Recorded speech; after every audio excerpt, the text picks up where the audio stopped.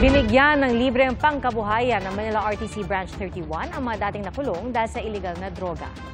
Saksi si Bernadette Reyes. Dating nakulong sa kasong paglabag ng illegal possession of dangerous drugs, ngayon meron ng food cart kaya kumikita na ng libo-libo kada buwan.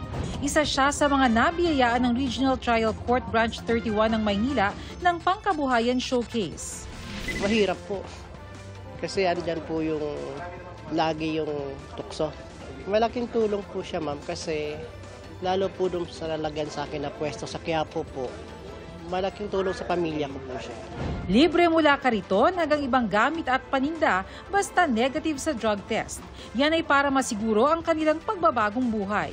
Hindi talaga enough, ma'am, ang counseling. Hindi enough ang ilagay mo sa in-house drug rehabilitation center.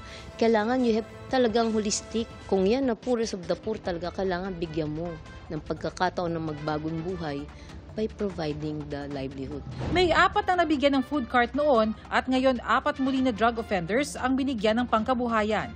Ang pondo mula sa sariling bulsa ni Judge Maria Sofia Tirol Solidum Taylor at donasyon mula sa mga kamag-anak at kaibigan. Napakalaking bagay na po yan sa amin. Ang sabi ni Judge, kailangan yung talaga pagbabago. Talagang wala, as in wala na talaga. Bukod sa mga food carts, may iba pa mga kagamitang pangkabuhayan ang ipinapamahagi ng Regional Trial Court Branch 31 ng Manila upang makatulong sa rehabilitasyon ng mga drug offenders.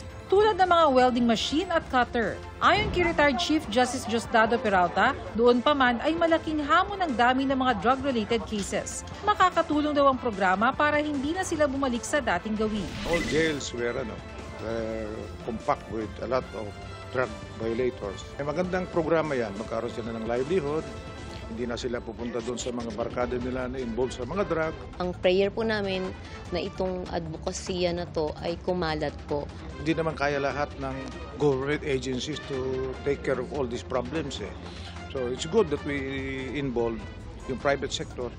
Para sa GMA Integrated News, Bernadette Reyes ang inyong saksi. Mga kapuso, sama-sama tayong maging saksi. Mag-subscribe sa GMA Integrated News sa YouTube at para sa mga kapuso abroad, samahan niyo kami sa GMA Pinoy TV at sa www.gmanews.tv.